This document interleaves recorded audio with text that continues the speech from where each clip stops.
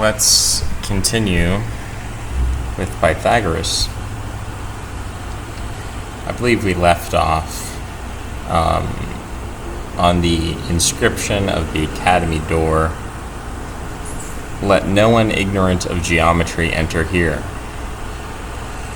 I'm probably going to reread a little bit, but we're comparing and contrasting Platonism with Pythagoreanism. Within the Platonic curriculum, the purpose of mathematical studies is to purify the eye of the intellect, for mathematical studies have the propensity to draw the soul toward truth and direct upwards the philosophic intelligence, which is now wrongly turned earthwards. Number for Plato is a transcendent form to which we must intellectually ascend. For the earlier Pythagoreans, however, the emphasis was clearly on the immanence of number. That is, number as it instantiates itself within the world was itself divine, whereas Plato has this conception that the material world is a cheap copy of the immaterial world. Pythagoreanism states that the divinity of forms is brought to us and is manifested in the material world, and that makes the material world something good. So whereas Platonism is something has a Gnostic potential within it, where because you want to get to that world of forms, you want to escape from the material world. Pythagoreanism is not anti-material. It's not Gnostic in orientation. It actually embraces the material expression of things. That you might compare and contrast. So Judaism says that you have to smash all the idols because no depiction of God could ever come close to what God actually is. God is beyond depiction. Whereas Christianity, and even more so paganism, would be more Pythagorean and say, no, the instantiation of the divine in the material is itself divine, and is itself a property of the divine. And so we can't reject the form of Christ, or the image of Christ, or the image of idols, or the image of God. We can't reject that because it is as divine as those abstract forms which are instantiated in the material world. We have to understand that it's sort of like a divine masculine creative energy, and then a divine feminine created energy, and that both of these are sort of interdependent and something to be worshipped, rather than the Platonic, where the creative forms have all the emphasis, and the material world and the feminine aspect of things as they are is rejected as an imperfect expression, if that makes sense.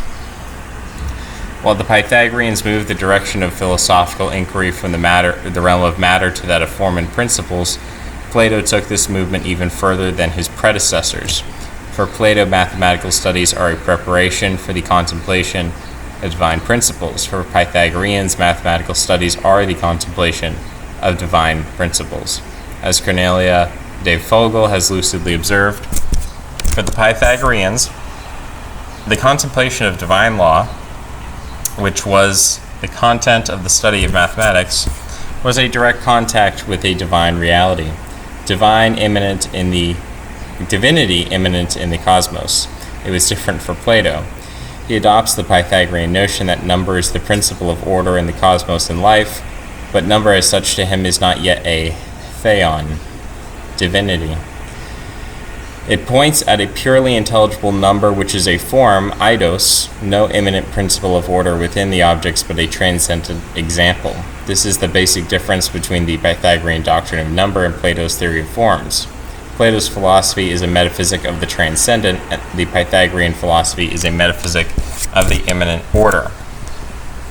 So we can even see in Pythagoras the way that he develops his philosophy as celebrating the instantiation of number in the world. So like the golden rule, or the golden mean, or phi, or pi, or ratios in music. For Pythagoras, music is beautiful because it is an application of number.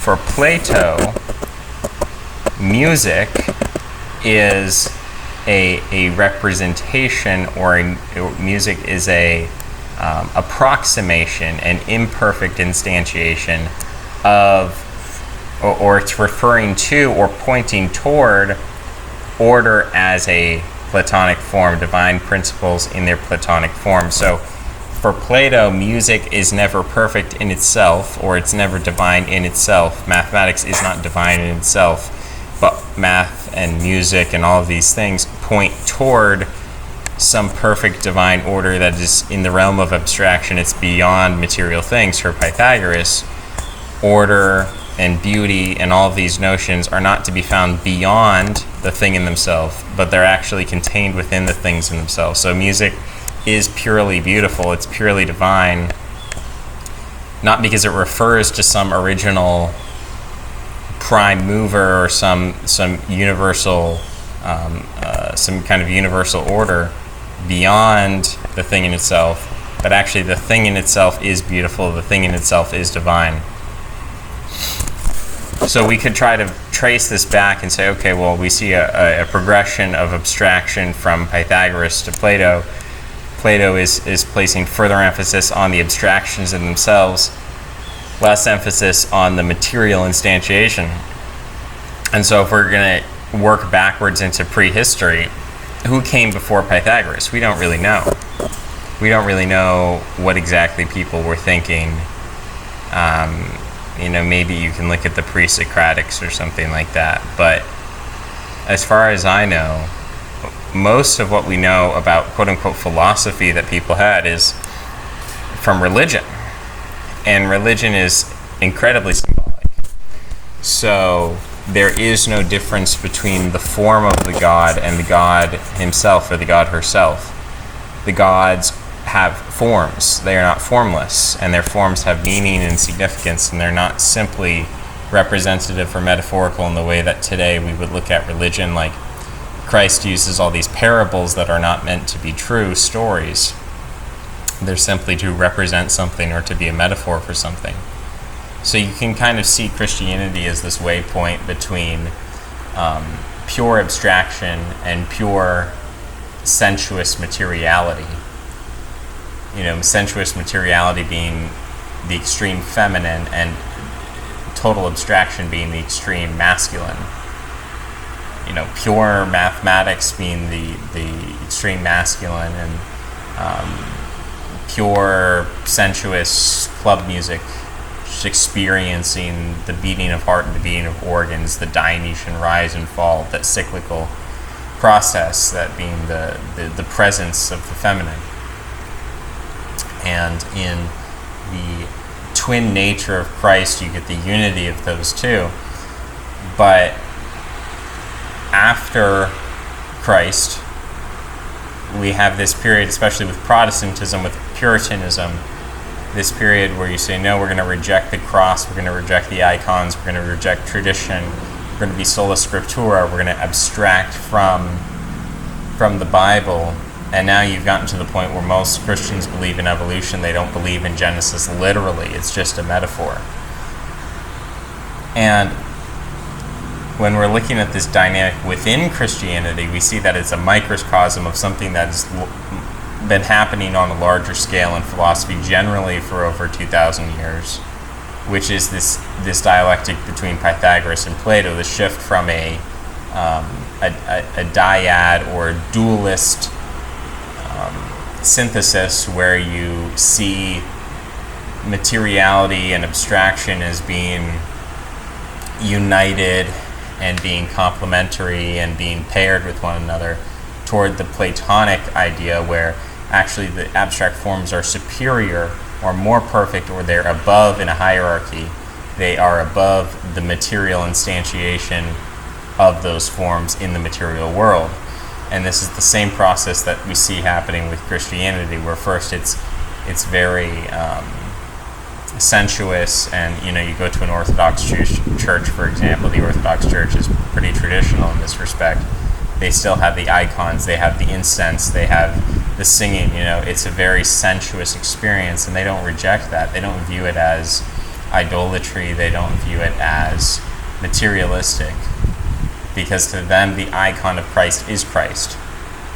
In the same way that the bread and the wine really is the body and the blood. Like the consubstantiation, or I don't think that's the right, transubstantiation, I should say. The transubstantiation is real. Whereas as you go further down the line from the Catholics and then to the Protestants and so on and so forth, you get people more and more saying, well, really what's important here is the principle, the abstract principle, not the representation, not the metaphor, not the symbol. That's not important.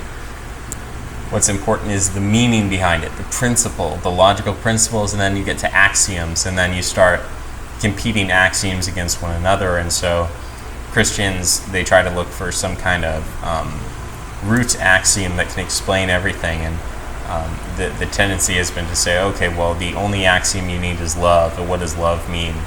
Love means giving away everything to people who demand it. So they want something and you supply instant gratification. That's what love means. That's the trend that Christianity specifically is going in. But that's, again, a microcosm of our society. You look at science or you look at artwork. I mean, take art, for instance. There is a shift away from representational art, that is art which seeks to give clear detail of real forms, identifiable forms. There's a shift away from that, and there's a shift toward abstraction, toward presentations of pure chaos or pure order. Mondrian is a great example of this, the modernists who just wanted to portray squares and blocks and cubes and things like this. And they're just, I mean, in a sense, it's Pythagorean, right? They're just worshiping the forms in themselves. They're not trying to represent anything real.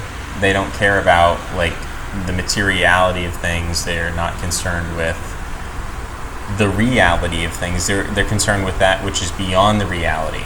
They're concerned with those ideas that make up our reality. And that's what they're trying to get to. So that's the direction art has been shifting into. It's the direction music has been shifting into, where before music was sort of constrained in the Western canon. It was constrained by these rules and themes and genres. And now music is becoming more and more about evoking strong emotions and particular emotions.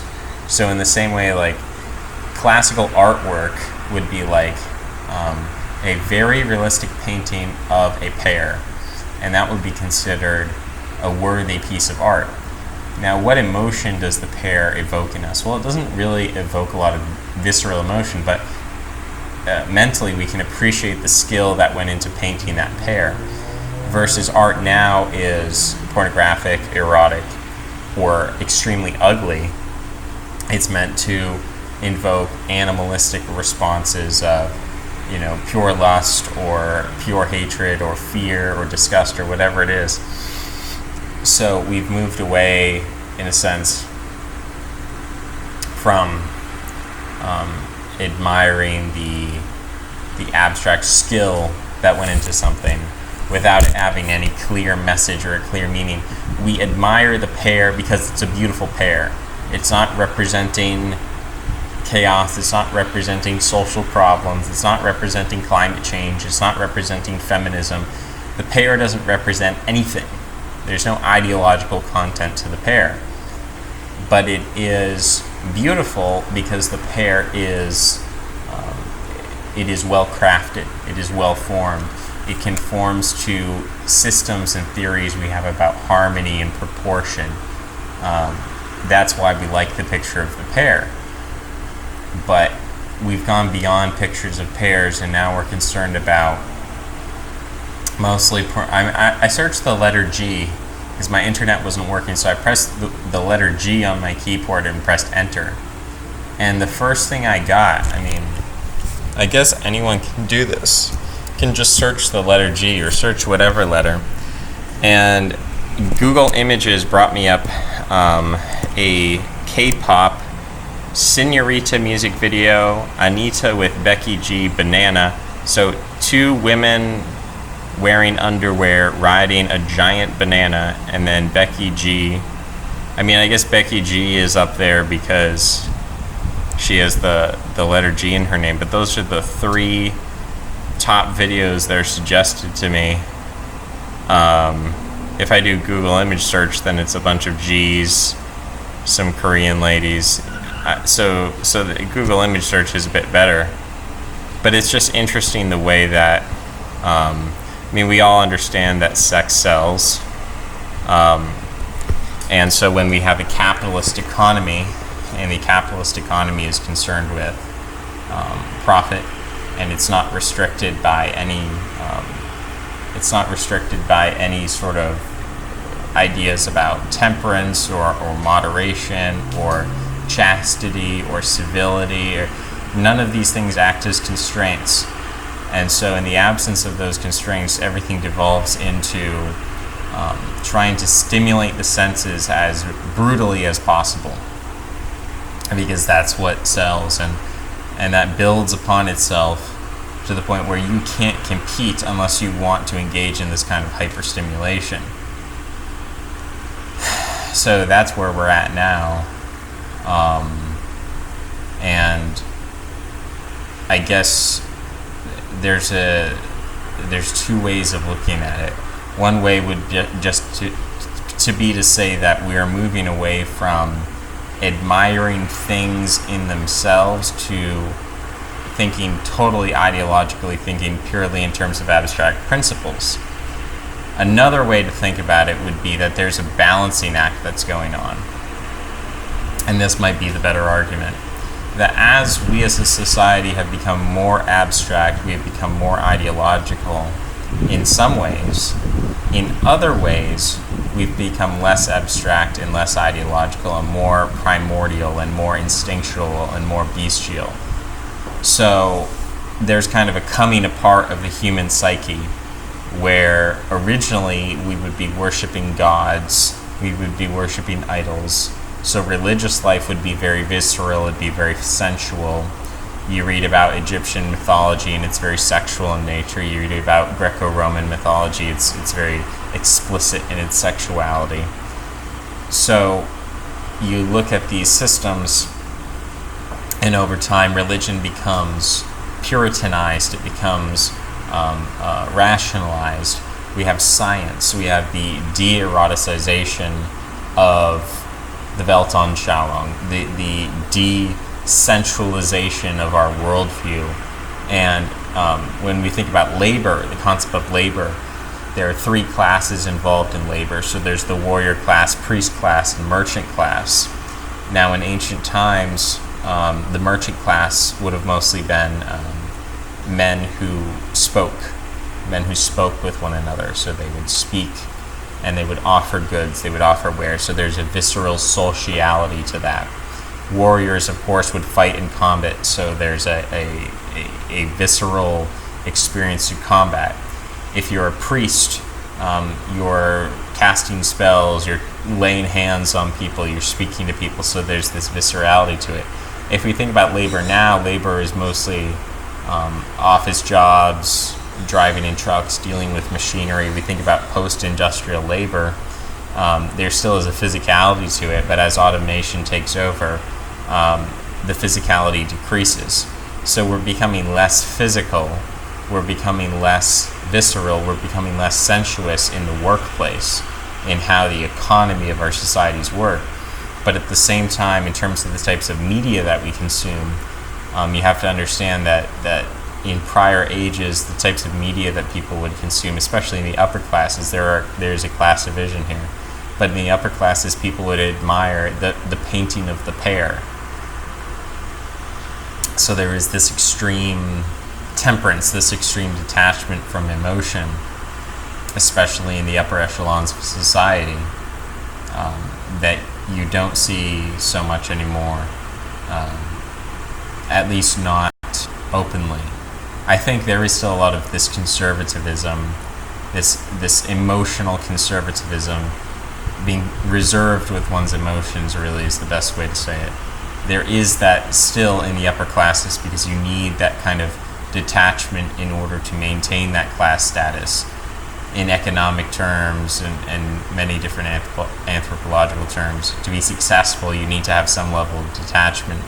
You can't be totally emotional, otherwise you're not going to be able to sustain your status. You're going to make bad decisions. You're going to consume your own wealth quicker than you can create it or maintain it. So there still is a virtue to that, but in terms of the structure of society, it used to be that the elites were propagating their virtues and preaching their virtues to the lower classes and trying to force the lower classes to act in a way that was contrary to their nature. The lower classes wanted to be visceral and sensuous, but they were unable to do that to their fullest satisfaction because there was always this constraint coming from the king and the church and these traditional structures of power. But today it seems that the elite is still reserved and conservative in some senses, but rather than prohibiting sensuous behavior among the masses, it actually encourages this and it widens the gap. This is what I said before about the psychic split. It's not only an internal psychic split within ourselves, but it's a broader psychic split between the upper class and the lower class, that before the upper class was trying to drag the lower class up to its level and continually failing because of, the degeneration of human nature is a cyclical process. But they were trying to drag up the lower classes, and now we have the opposite. They're trying to push the lower classes further into the morass that they're in and to isolate power among the upper class. So that's a little bit of a tangent. The particular difference between the earlier Pythagoreans and Plato must have manifested itself in the sphere of praxis. For Plato, it was, in a sense, best to pursue mathematical contemplation with as little reference to physical objects as possible. Truth must be approached through intellect and through intellect alone. For the Pythagoreans, truth manifests through the world of physical phenomena. For example, the Pythagoreans no doubt felt that through experimentation on the monochord one could experience the divine principles of harmony, which would underlie the structure of chaos. The differing views between Plato and the earlier Pythagoreans can be seen in the realm of music. Let me go down here. Plato refers to different musical modes throughout his writings and to the negative effects that some forms of music can have on the soul and on society. The Pythagoreans, however, actually used certain forms of music to pacify and harmonize the psychic state. In the same way that the music of Orpheus enchanted the wild beasts of the field, so too did the Pythagoreans use music to quell and harmonize the irrational passions. While the Pythagoreans placed emphasis on the immanence of divine number and harmonia, they certainly did not ignore the transcendental dimension. This is made clear by their emphasis on peros and aiperon, the elements of number, which they obviously took to be universal principles of the first order. It seems that rather than focusing exclusively on either the immanent or transcendent levels of being, the Pythagoreans were intent on unifying all levels of human experience with the principles of harmony. The divine harmony can be grasped through the mind, yet can also be perceived through the senses. The experiential perception of harmony through the senses can lead to its intellectual apprehension. By means of theoria or contemplation, the universal and abstract principles of harmony may be perceived, but through praxis, they may be felt in the soul, itself a harmonic entity. Yet there is another level, that of therapeia, where harmonic principles can be used to effect changes in the psychic disposition. So, in a sense, we're talking about brainwashing here. Arvold put out a video called Feeling Good about how you can methodically change your own emotional state, which is a weird thing to think about because we think of our emotional state as this absolute thing that can't be changed, that there are these objective events that exist in our environment and we react to them emotionally. We have no control over our emotions. We simply are happy, we are sad. We can control how we act as a result of our feelings. We can say, well, I'm angry, but I'm not going to punch a hole in the wall, or I'm happy, but I'm not going to shout with joy, or whatever. I'm sad, but I refuse to cry. We conceive of our emotions as involuntary responses in the same way that we breathe and our heart beats, and we can't control that. But the principle of brainwashing or the principle of psychic conditioning is that you can control that, and that's in a way counterintuitive to us, especially people with lower IQ, people who are more cognitively limited. They can't conceive of controlling one's own emotions, and to them it seems unnatural, and it seems manipulative, and it seems cold, and it seems inhuman. But this is something that Pythagoras is experimenting with, and it's, of course, something that has been much more developed in the present day. Through the use of proper diet, music, and exercise, the early Pythagoreans sought to nurture and maintain the natural harmony of the psychic and somatic faculties. According to Iamblichus, they took solitary morning walks to places which happened to be appropriately quiet, to temples or groves, or other suitable places. They thought it inadvisable to converse with anyone until they had gained inner serenity, focusing their reasoning powers. They considered it turbulent to mingle in a crowd as soon as they rose from bed, and that is the reason why these Pythagoreans always selected the most sacred spots to walk. Which is an interesting observation, thinking about the types of people who like to be in large crowds being extroverted, and the people who like to be alone being introverted. So clearly there's a dimension there between individuality and collectivism, the Dionysian element of the crowd, and the Apollonian element of the individual, the rational individual. Let's see. All of these practices can be seen as a form of philosophic purification, catharsis, or praxis, designed to regulate the body and the emotions. On the intellectual and psychic levels, through their study of mathematics and the natural world, the Pythagoreans approached the principles of harmony experientially through the study of harmonics on the monochord and through geometrical constructions. The Pythagoreans also pursued the study of purely abstract mathematics. Recalling that the end of all these pursuits was to follow God, it is interesting to briefly contrast the Pythagorean approach to the divinization with the Christian mysticism of the late Hellenistic period and thereafter. The first stage of the mystical ascent consists of the ethical purification of the soul, commonly known as praxis. The second stage is contemplation, or theoria. In Christianity, however, the contemplation of nature and universal principles, so characteristic of the Greek philosophic tradition, is replaced predominantly by the contemplation of Scripture. The final stage, theosis, is the union of the mystic with God. In Hellenistic Christian mysticism of the late antique world, however, the first two stages lose virtually all significance when the final stage is reached. Catharsis and theoria are merely the steps of a ladder. When the summit is reached, the ladder is oftentimes kicked away. The ancient Pythagorean approach to divinization would have never sanctioned kicking away the ladder. In early Pythagorean thought, there nowhere appears an earnest desire to escape from the world. So again, this is not a Gnostic philosophy. This is not a Buddhist philosophy. This is not a world-rejecting philosophy. This is a world-accepting and embracing philosophy. True, like the Orphies, the Pythagoreans believed in reincarnation and looked upon the body as limiting the soul, but even so there is no firm evidence like the Orphies. The Pythagoreans sought exemption from the wheel of generation. Rather than transcend the world, Pythagorean religiosity held as its goal to exist within the cosmos in a state of emotional repose and intellectual acuteness, which to me reminds me a lot of Epicureanism. Man, while possessing a soul which clearly transcends the limitations of the body, the realm of time and space, is nonetheless a reflection of the entire universe, a microcosm, and is linked together with nature, other living beings, and the gods through harmony, justice, and proportion. The Pythagorean goal is not to leave the divinely beautiful cosmos behind for a realm of transcendent harmony, but rather to become aware of and enhance the function of transcendent harmony in the natural, psychological, and social orders. So it's a method of attention and focus.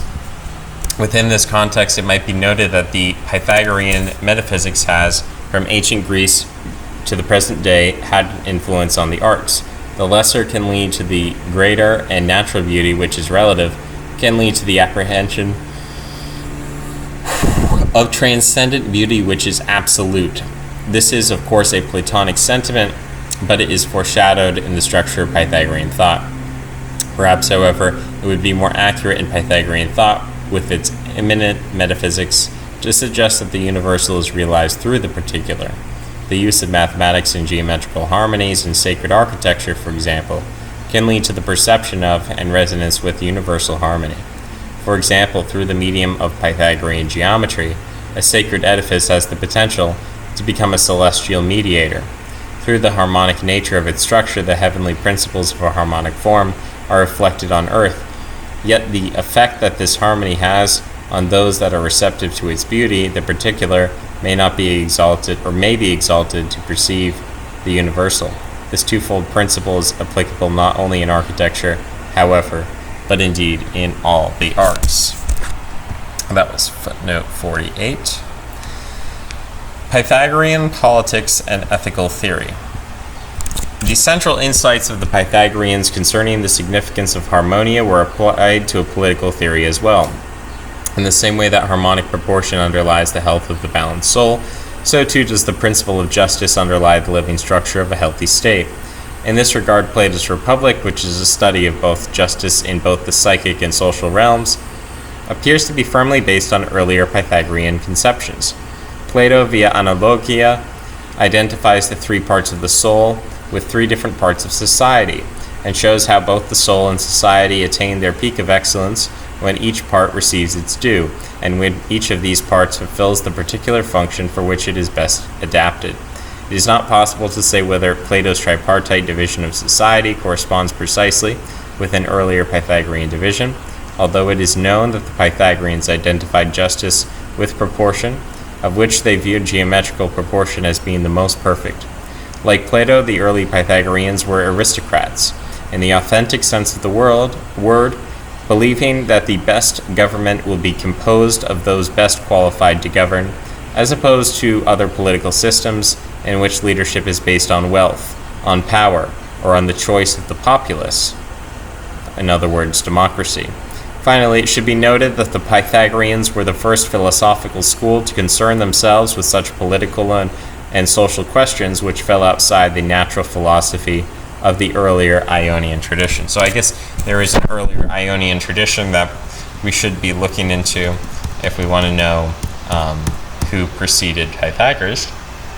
I just don't have enough knowledge about that. As for Pythagorean ethics, little needs to be said, as the entire idea of proper action is tied up with the ideas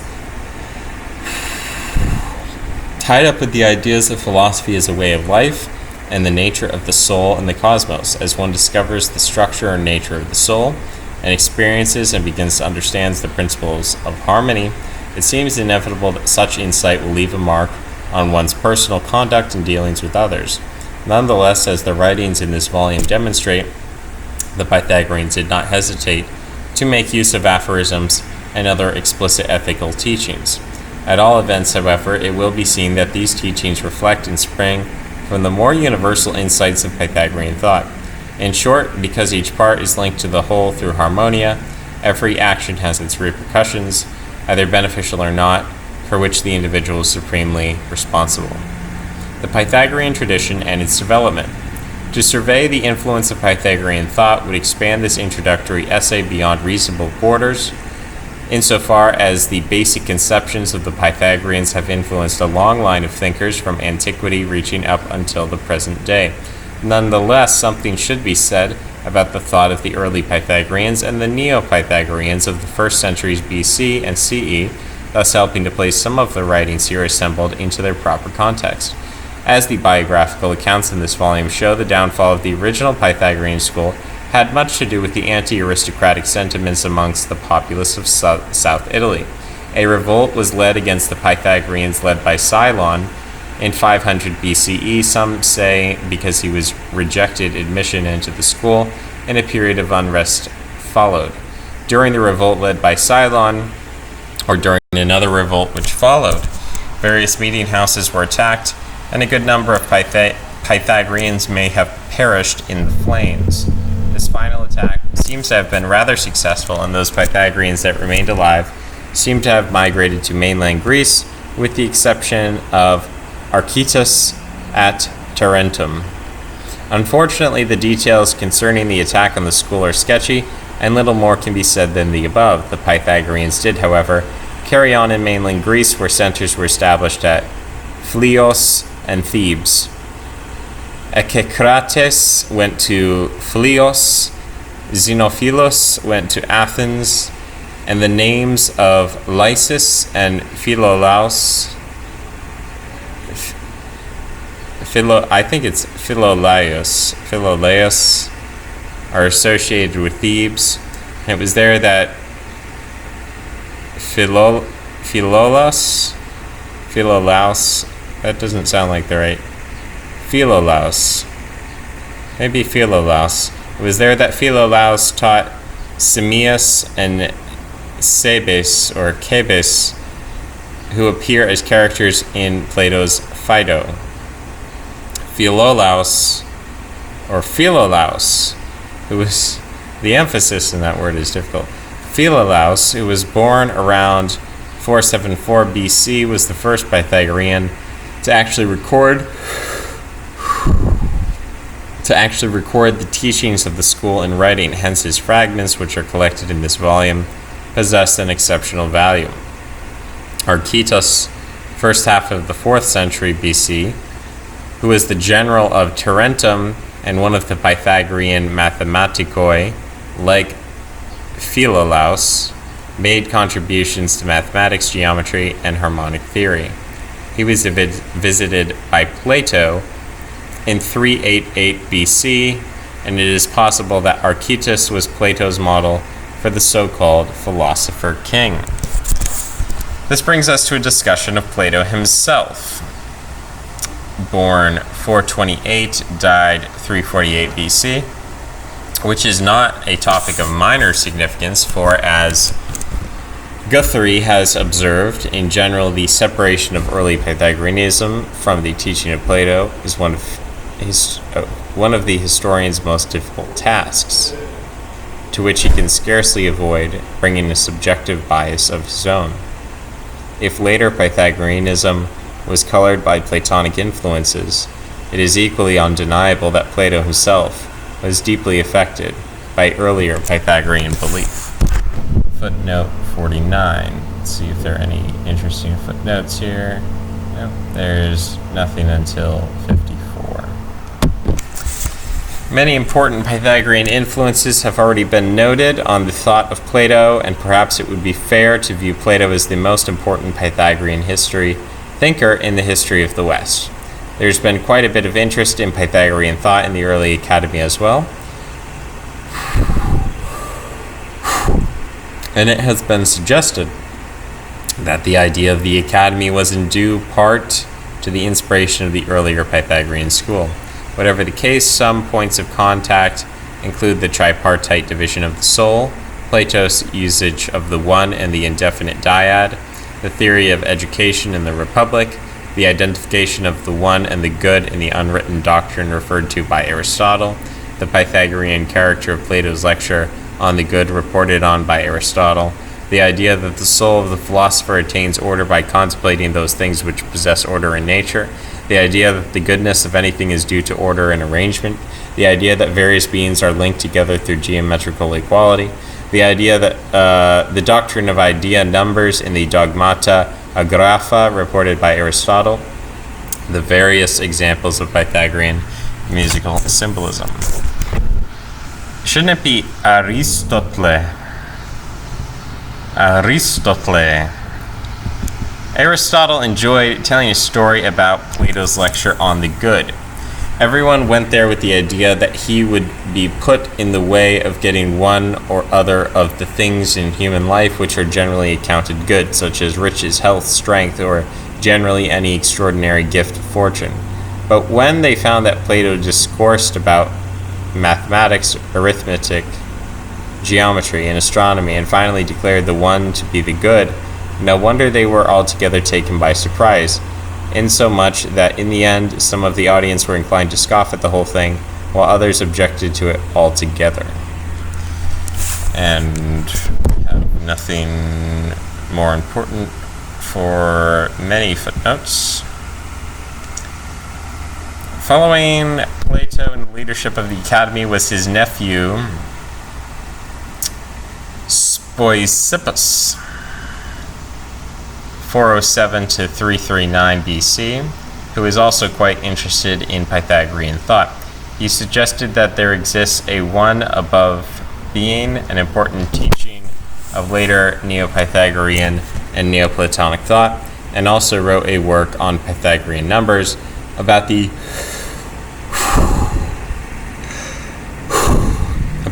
tetractys and numbers comprising the decad. This treatise was based on the writings of Philolaus, and an interesting fragment of it survives.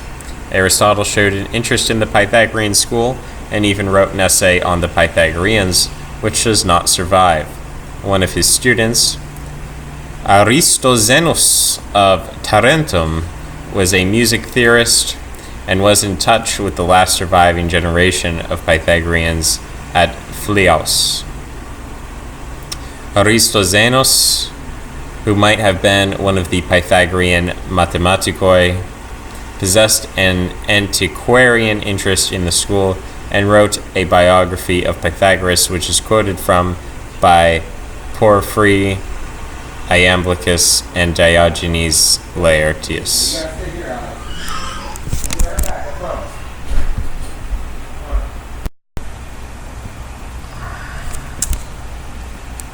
Aristotle showed an interest in the Pythagorean school and even wrote an essay on the Pythagoreans, which does not survive. One of his students, Aristoxenus of Tarentum, was in music. Oh, we already read that part. After the time of Aristotle, we are left with an uncomfortable gap in the history of Pythagorean thought until the Neo-Pythagorean revival commencing in the 1st century BC. Yet it is precisely during this period that most of the Pythagorean ethical and political tractates contained in the 2nd section of this volume were probably composed. But the question remains, by whom were they written and why? Unfortunately, no one is certain even about the date or location of their composition. There now exists a tendency to see these writings as being somewhat earlier than previously thought, and Holger Thesleff suggests that the bulk of them were composed around the 3rd century BC. It will be noted that these writings are attributed to original members of the Pythagorean school, which in fact is actually not the case. This does not mean that the writings are forgeries in the modern sense of the word, for it was a fairly common practice in antiquity to publish writings as pseudepigrapha, attributing them to earlier, more renowned individuals. It was probably out of reverence for their master, and also perhaps because they were discussing authoritative school traditions, that certain Pythagoreans who published writings attributed them directly to Pythagoras himself. Even Pythagoras is said to have attributed some poems of his to Orpheus. Other examples which might be cited include the many Jewish pseudepigrapha of the time, Orphic fragments, the Hermetic writings, and even a number of Pauline epistles from the New Testament. A careful study of these writings will show that they are deeply imbued with many Pythagorean ideas. What in fact could be more Pythagorean than comparing the structure of the family or society to a well-tuned lyre? A particularly beautiful and useful simile which appears more than once in the Pythagorica here collected. Yet alongside the central Pythagorean core of these writings are found strong academic and peripatetic influences as well. Thesleff is probably correct in suggesting that these writings were composed as philosophical textbooks for laymen. That's footnote 61, but it is unlikely that the exact date or locale of their composition will ever be decisively settled. However, as has been suggested, a careful study of these texts might well provide for some valuable insights into the thought of the early Academy. The next phase of Pythagorean thought involves the so-called Neo-Pythagorean revival, at the beginning of the Common Era. Due to the Hellenization of the ancient world stemming from the conquest of Alexander the Great, we just skipped to the last page. That's what happens when random buttons are pressed. Now we have to go and find some of this thing. Alright, so we're talking about the laymen. Alright. It's unlikely this will be settled, however, it has been suggested a careful study of these texts might well provide for some valuable insights into the thought of the early academy. The next phase of Pythagorean thought involves the so-called Neo-Pythagorean revival at the beginning of the Common Era. Alexander the Great interest in Greek philosophy was no longer limited to one small part of the world. This was especially true of the interest in Pythagorean and Platonic thought, and the names of many Pythagorean philosophers are known from the Hellenistic age. Unfortunately, for some of the most important thinkers, the information concerning them is quite fragmentary, which is perhaps one reason why no one has attempted the kind of full-scale study that the topic deserves. The study of Neo-Pythagorean thought of this period is not only significant for its own sake, but also for understanding the thought of Plotinus and the later Neoplatonists, who were influenced by a range of Neo-Pythagorean ideas. Actually, as John Dillon has succinctly observed, during this period, Middle Platonism and Neo-Pythagoreanism existed as something of a continuous tradition, with Neo-Pythagoreanism representing an attitude that might be taken up within Platonism. Keeping this in mind, it might be useful to mention some of the thinkers during this period who are influenced by Pythagorean thought, for it is only through such a listing that one can get a true feeling for the creative ferment of this period. So this is going to be like when you're reading the Bible and it starts telling you the genealogies of everything, and you're like, well, I don't know any of these people, I don't know what they're about, but I guess we're just going to read it, because that's what we have set out to do. The first word that we have concerning a renewed interest in Pythagorean thought comes from Cicero regarding his friend Nigidius Figulus, what a name, who is attempting to revive Neo-Pythagoreanism in Rome. It appears, however, that Nigidius was less interested in abstract philosophy than in integrating astrological ritual and a variety of occultist beliefs. Eudorus of Alexandria, 30 BC, appears to have been influenced by Pythagorean thought and attempted to show that the Pythagoreans held that a supreme principle, the one, existed above the monad and the dyad. Whether or not the earlier Pythagoreans actually held such a belief is another question altogether, but the notion of a transcendent one surpassing the principles of limited and unlimited is important for the history of later philosophy. Philo of Alexandria, a Hellenized Jew who interpreted Jewish scripture in light of Greek philosophy, shows a deep interest in Pythagorean thought, especially arithmetic, in his voluminous writings. Philo was primarily a Platonist who subscribed to a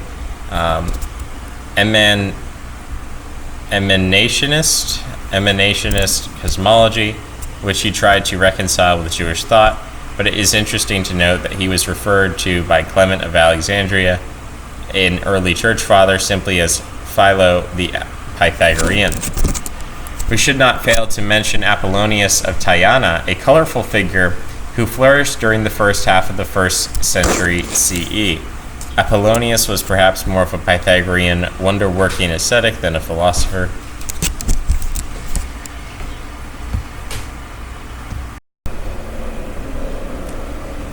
Who traveled through the ancient world as something of a pagan missionary, meeting with priests, performing marvels, and restituting cults of worship to their former purity. His life and exploits are chronicled in an entertaining historical novel by Philostratus. Whether or not this biography gives a well-rounded picture of Apollonius remains uncertain. It does seem, however, that Apollonius saw himself as a reincarnation of Pythagoras, and also possessed much information on the life of the sage, which he used in compiling a biography, subsequently used by Porphyry and Iamblichus. In addition to the life of Philostratus, several letters attributed to Apollonius are extant. Often overlooked as an important witness to Pythagorean thought is Plutarch of Cheironeia, 45 to 125 CE, well known for his famous lives. What is not so generally well known is that Plutarch was a Platonist with Neo-Pythagorean leanings and was also a priest of Apollo at Delphi. In certain writings of his Moralia, he displays a keen interest in the interpretation of myth, the religio-philosophical esotericism of the time, and various bits of Pythagorean lore, including arithmology. His writings remain a vital resource for understanding the profound inner dimensions of the contemporary spiritual universe, and like Plotinus, he refers to the Pythagorean interpretation of the name Apollo, which equates Apollo with the one. A equals not, Pollon means of many. So I never knew that about the etymology of the name Apollo. So Apollo literally means the one who is not of many, which is a very interesting etymology. And I know, I'm trying to think of the guy who's really into worshiping Apollo. I don't remember his name because I haven't read any of his stuff or listened to him. But he's out there. These people are out there. These Apollo worshippers. About the same time as Plutarch, we have Moderatus of Gades, or Gades, second half of the 1st century, who has been termed an aggressive Pythagorean for the severe criticism he applied to Plato, accusing him of using ideas of Pythagoras without giving proper credit where credit was due. In his Cosmology, Moderatus taught the existence of 3 unities, the first and highest, the one above being which he identified with the good, secondly a unified active logos identified within the intelligible realm, and thirdly the realm of the soul. Needless to say, the resemblance between these ideas and those of Plotinus are quite striking. Theon of Smyrna brings us into the 2nd century, 125 CE. He was a Platonist and wrote a work, Mathematics Useful for Understanding Plato, of which a good English translation exists, and which is equally useful for understanding aspects of Pythagorean thought. In addition to discussing the principles of arithmetic, harmonics, and astronomy, Theon also treats... I'm going to sneeze, so let's... Alright, we paused the video to sneeze, so you didn't have to hear that. Okay, we were talking about Theon treats the symbolism of the first 10 integers and various forms of the tetractys. Remember, we already read that. The work also dealt with the principles of geometry, but this section no longer survives. Working in a similar vein, and not much later, was Nicomachus of Gerasa, active 140 to 150 CE, whose introduction to arithmetic, translated into Latin by Apuleius and Boethius, remained a definitive handbook up until the Renaissance. Also surviving is Nicomachus's Manual of Harmonics and fragments of his Theology of Arithmetic, a work on Pythagorean arithmology. He also wrote a Life of Pythagoras, which was used by the later biographers, and an Introduction to Geometry, which did not survive. He is known to have been familiar with the practice of gematria, which has been suggested, and it has been suggested that Iamblichus's Pythagorean Encyclopedia found its inspiration in the wide-ranging works of this scholar. So gematria, we're going to read about that. So each letter of the Greek alphabet possesses a numerical value, and hence each word may also be represented as a number. The science of gematria involves the conscious use of this numerical symbolism and is not to be confused with either arithmology or numerology. A well-known example is found in the name of the Gnostic divinity Abraxas, the numerical value of which is 365, the number of days in a solar year. The Babylonian divinities were represented by whole numbers, and the Babylonian clay table indicates that Sargon II, 720 BC, ordered that the wall of Khorsabad be constructed to have a length of 16,283 cubits, the numerical value of his name. The present writer has researched the history of Gematria in some depth and has discovered an extremely strong body of evidence that Gematria was utilized in Greece prior to the Hellenistic period. So Gematria you might also be familiar with in the Bible, the biblical Gematria, Gematria of Hebrew Gematria, which is very interesting. So, yeah, Gematria, I call it numerology. Apparently, we're not supposed to call it numerology. I called it Gematria numerology. These hidden meanings, these symbols, clearly it predates Pythagoras significantly. We're going back to Sargon II. We're going to continue reading. Numenius of Apamea in Syria, 160 CE, was also a Platonist with Neo-Pythagorean leanings. Some fragments of his work remain, but the majority have perished. He wrote on the good, on the indestructibility of the soul, on the secret doctrines of Plato, a work called Huppo, after the bird of the same name, on numbers, a work of arithmology, on place, on the divergence of the academics from Plato. He had an associate, Cronius, who flourished about the same date and wrote a work on reincarnation. With Numenius, the mixture of Middle Platonic and Neo-Pythagorean thought begins to transform itself into Neoplatonism, of which philosophy the most brilliant and beautiful expositor was Plotinus.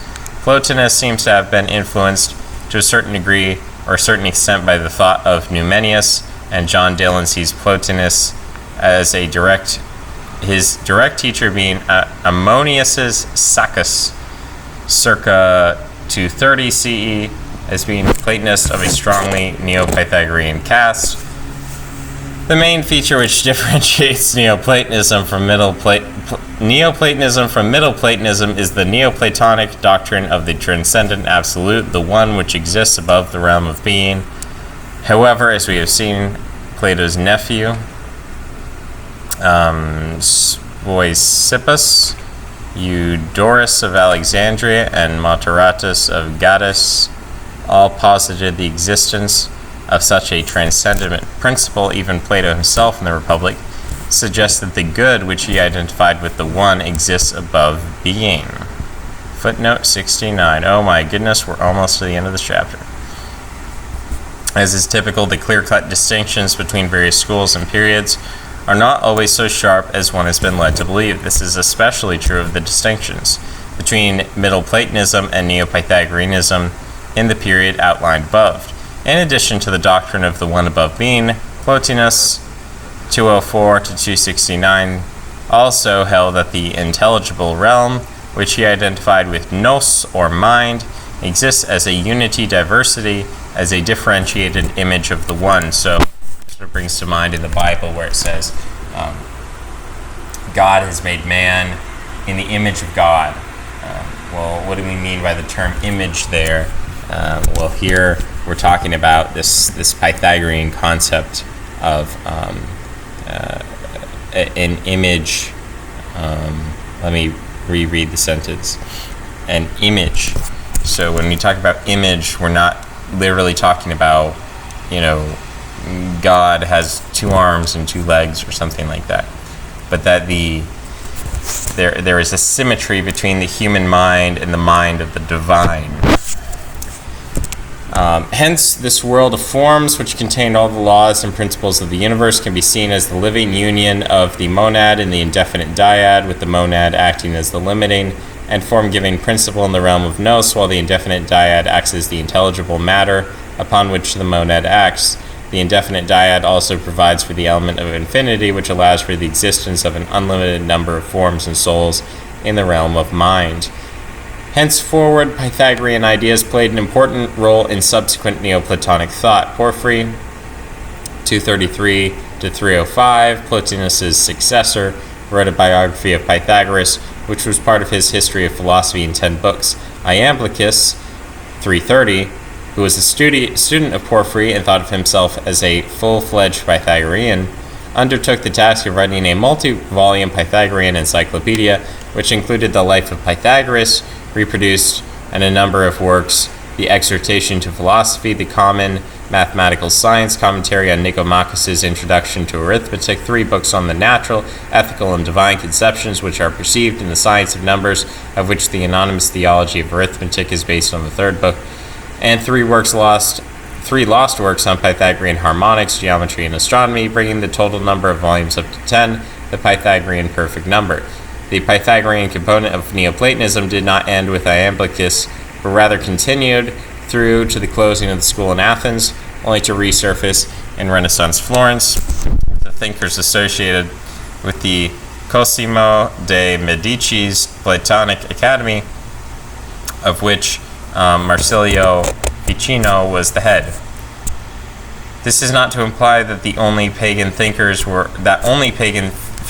were followers of Pythagorean thought. On the contrary, many of the early church followers or early church fathers held Pythagoras and his teachings in high esteem. Not only that, it became quite fashionable after the manner of Philo to enlist the help of Pythagorean number symbolism in the interpretation of Scripture. Justin Martyr, 100 to 164, was rejected by a Pythagorean teacher on account of his inadequate mathematical knowledge. Recalling the words engraved upon the academy door, he turned to Platonism and then to Christianity, but never gave up his admiration for the Greek sages. Clement of Alexandria, 200, was also an admirer of Hellenistic thought and even applied the ratios of the harmonic proportion to the exegesis of the Holy Writ. Augustine, 354 to 430, heavily influenced by Neoplatonism, also loved to indulge in numerical exegesis and was instrumental in helping to transmit an interest in numerical symbolism to the Middle Ages.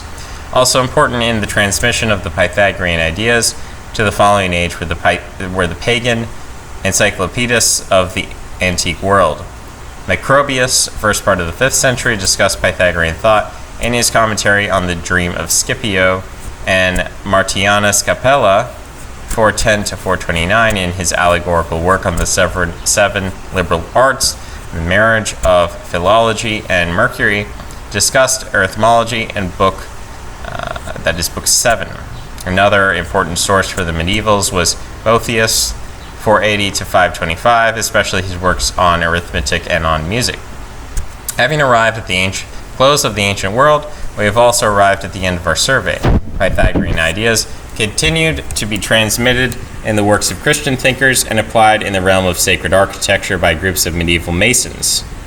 Insofar as Pythagorean thought had been Christianized, it had been changed, yet nonetheless many important conceptions such as the ideas of celestial harmony and the significance of number as a cosmic paradigm remain unaltered.